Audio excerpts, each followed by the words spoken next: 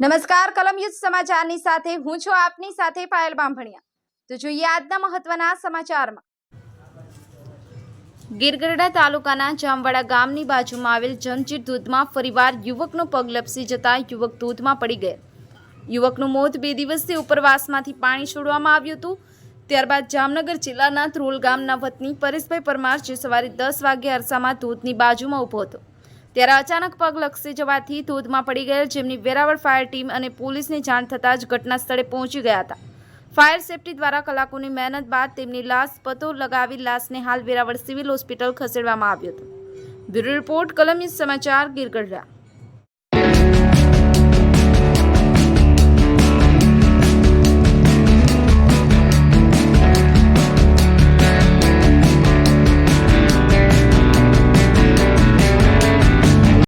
Ravirajsinh Chavda, fire officer Gir Somnath. આજના જે આપણે જંજીર ધોધની જે ઘટના છે તેમના વિશે તમે શું કહેશો?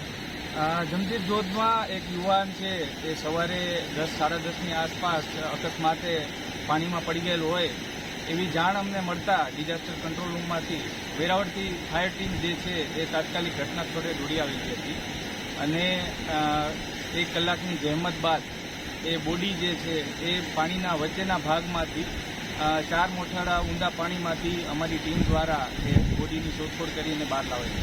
જે આ આપણે પાણીમાં જે ભાઈ ડૂબા હતા તેમનો વતન કયું?